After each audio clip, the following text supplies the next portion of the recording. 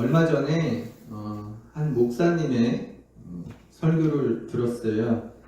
설교 내용 중 일부를 올린 짧은 설교 동영상이었습니다. 제가 지금 이 설교가 잘 되었다, 잘못되었다 말하고자 함이 아니고요. 또 일부만 보기 때문에 이 부분으로 전체 메시지를 알 수 없음을 먼저 말씀드립니다. 내용은 이런 것이었는데요. 오늘날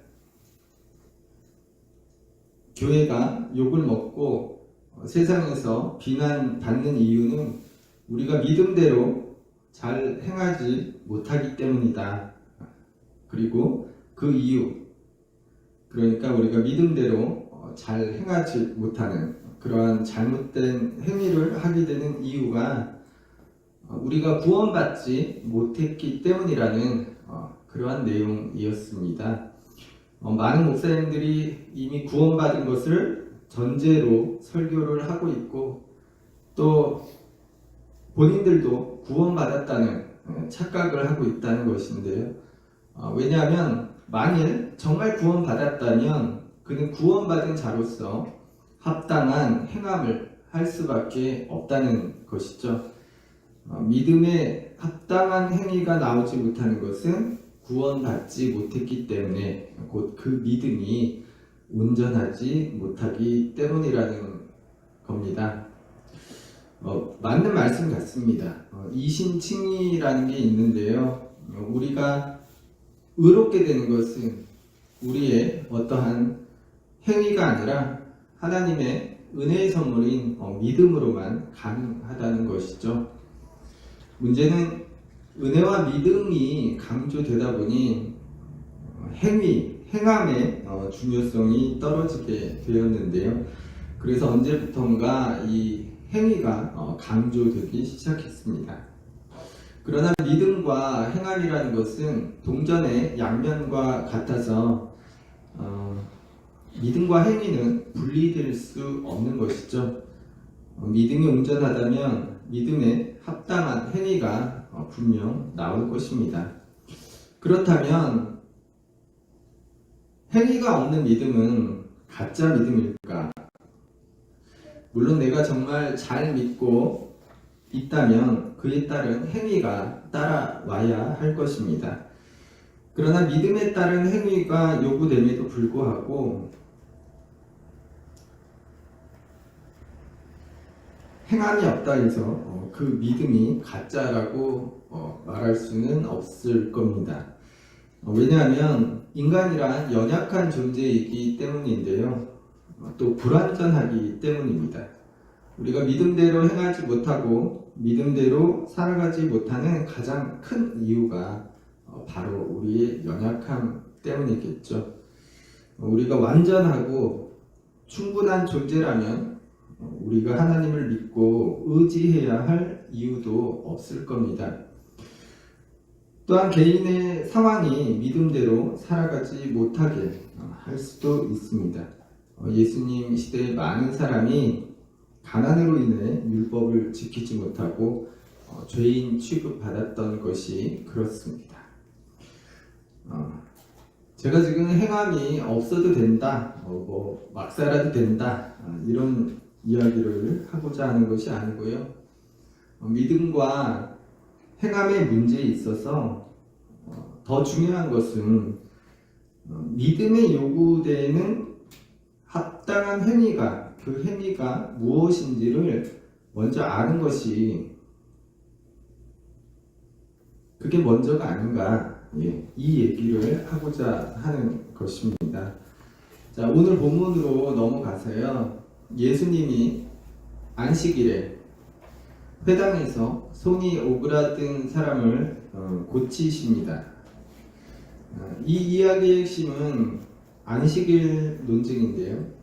율법에는 안식일에 일하지 말라고 합니다.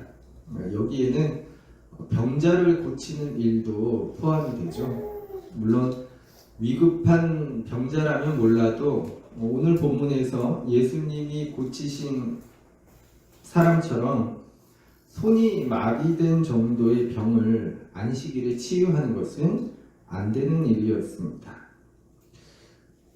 그런데요, 바리새인들에게는 그것이 믿음에 합당한 행위였습니다.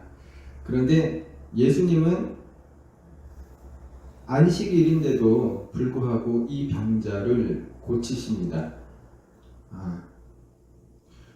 고치시기 전에 양 한 마리 이야기를 예수께서 하셨는데요. 11절, 12절 말씀이죠. 예수께서 이르시되 너희 중에 어떤 사람이 양 한 마리가 있어 안식일에 구덩이에 빠졌으면 끌어내지 않겠느냐? 사람이 양보다 얼마나 더 귀하냐? 그러므로 안식일에 선을 행하는 것이 옳으니라 하시고, 양이 한 마리 있는 사람이래 그 양은 정말 소중한 것입니다. 소중하겠죠. 하나밖에 없으니. 그렇게 소중한 자기의 한 마리밖에 없는 그 양이 구덩이에 빠졌다면 그 날이 안식일이라도 끌어낼 것입니다. 그런데 양보다 사람이 더 귀하지 않냐 예수께서 말씀하십니다. 그러니 양 한 마리를 위해서도 행하는 것을 그보다 더 귀한 사람을 위해 행하는 것이 옳다 말씀하시는 것이죠. 안식일에 병자를 외면해서라도 일하지 않아야 하는 것이 바리새인들의 믿음에 합당한 행위였다면 안식일이라도 병자를 고쳐 주어야 하는 것은 예수님 믿음에 합당한 행위라 할 수 있습니다. 그러니까 여기서 믿음이 요구되는 합당한 행위가 바리새인들과 예수님이 서로 다름을 알 수 있습니다. 그렇다면 왜일까? 바리새인들은 목숨처럼 지켜야 할 율법을 그저 잘 지키려는 것 뿐이었는데요. 왜 예수님은 그들이 목숨처럼 여기는 율법을 어그러뜨리실까요? 그것은 바로 본질에 관한 것인데요. 오늘 본문 위쪽에 7절 말씀을 보겠습니다. 나는 자비를 원하고 제사를 원하지 아니하노라 하신 뜻을 너희가 알았더라면 무지한 자를 정죄하지 아니하였으리라.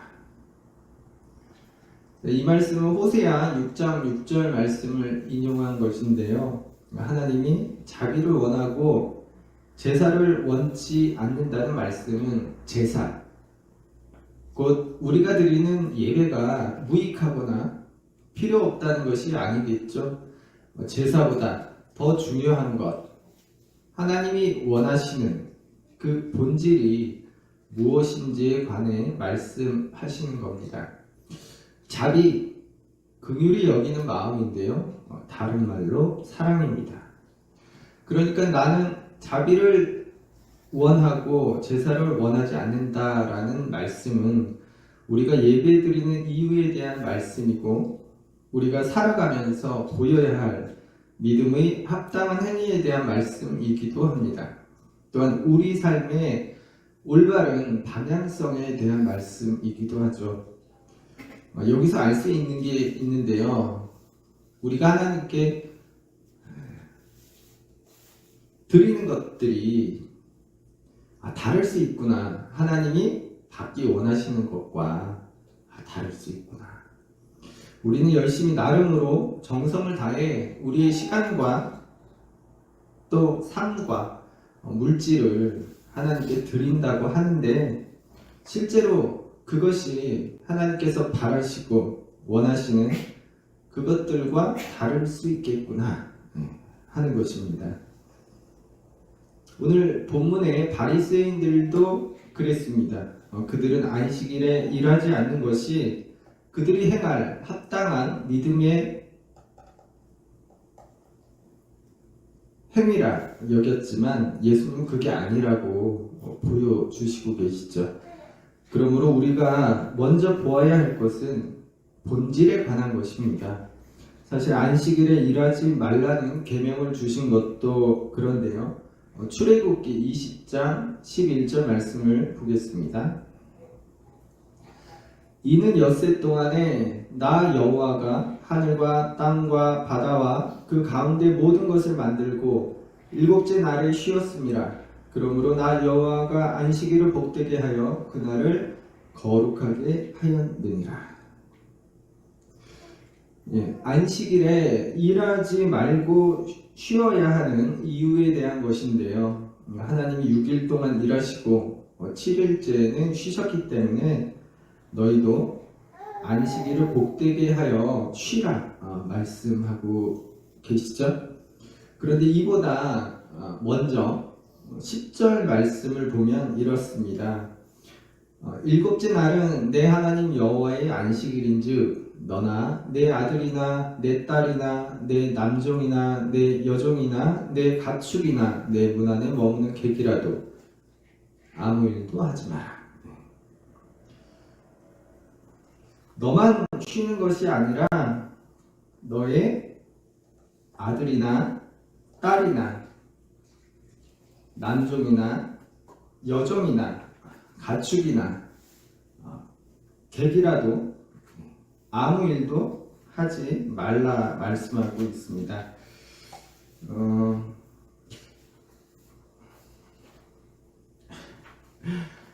여기 나열되는 사람들 그리고 가축은요 자기 마음대로 쉴 수 없습니다.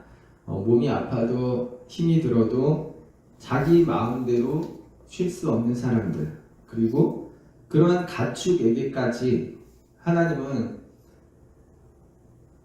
안식일에 일하지 말라는 계명을 주심으로 그들에게 쉼을 주십니다. 이게 안식일을 주신 진짜 하나님의 목적이시거든요.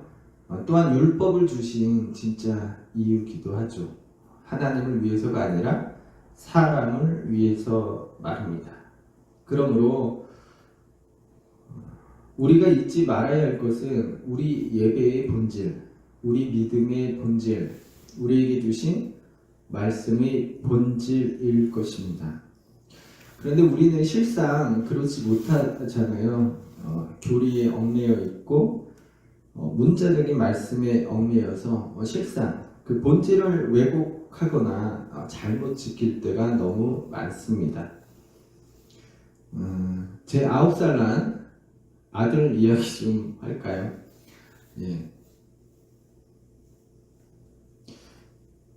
아이가 학교에서 집에 돌아오면 놀기 전에 숙제를 먼저 합니다. 근데 숙제하기가 너무 싫은 거예요. 그래서 이 아이가 숙제할 때 중점을 두는 게 뭐냐면 빨리 하는 거예요. 당연한 거죠. 빨리 끝내고 싶죠. 그런데 문제가 사실 숙제를 하는 이유는 공부를 위한 거잖아요. 그런데 우리 아이는 공부를 위한 숙제를 하는 게 아니라 숙제를 위한 숙제를 합니다. 숙제하는 데만 열심인 거죠. 우리도 그렇지 않은가 싶어요. 공부하기 위해 숙제를 하는 것인데 숙제만 빨리빨리 끝내려는 모습, 본질을 잊고 사는 그러한 모습 말입니다. 처음으로 돌아가서 우리가 믿음에 합당한 행함을 보여야 하는데요. 이게 본질에 관한 것이라는 거죠. 그러니까 믿음에 합당한 행위란 하나님이 바라시고 원하시는 그 본질을 향하는 겁니다. 그렇다면 하나님이 바라시고 원하시는 그 본질이 무엇입니까? 제사보다 자비를 원하시고 안식일에 일하지 말라는 계명을 주심으로 쉬지 못하는 사람들에게 쉼을 주시는 그 하나님의 마음 쓰심. 양 한 마리보다 사람이 얼마나 더 귀하냐 하시는 말씀이 그것을 알려주고 있죠. 그래서 우리가 하나님의 본질을 향한다는 것은 단지 어떠한 행위를 떠나서 우리 삶의 목적에 관한 것입니다. 사람이 양보다 얼마나 더 귀하냐 하시는 예수님의 말씀은 너희 삶의 목적이 어디에 있느냐 하시는 말씀과도 같습니다. 무엇을 더 귀하게 여기며 사느냐 하는 것 말입니다. 가만히 보면 우리는 그렇잖아요. 사람보다 내게 있는 한 마리 양을 더 소중히 여기며 살아가는 모습. 그러나 예수님은 내게 있는 그 한 마리밖에 없는 그 양보다 사람을 더 귀하게 여기며 살 것을 바라십니다. 믿음에 합당한 행위란 교리를 잘 지키고 예배를 잘 드리고 헌금을 잘하고 또 도덕적으로 살아가는 것을 의미하는 것이라 할 수 없습니다. 그것은 바로 하나님이 바라시고 원하시는 것을 향하는 나의 삶입니다. 그러므로 우리가 교회에 다니고 하나님을 믿고 예수님을 믿는 사람이라면 하나님이 바라시고 원하시는 것을 향했으면 좋겠습니다.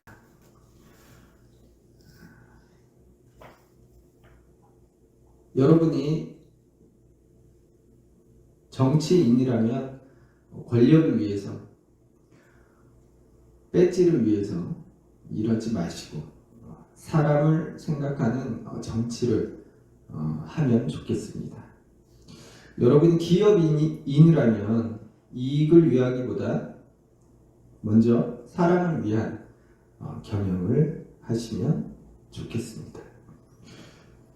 또 저를 포함해서 목사님이 계신다면 교회의 성장이나 하나님을 위해서가 아닌 사람을 위한 목회를 하면 좋겠습니다. 사람을 위한 게 곧 하나님을 위한 것 아닙니까? 내가 가진 한 마리 양보다 사람을 더 귀하게 여기며 살아가는 우리가 되길 바랍니다.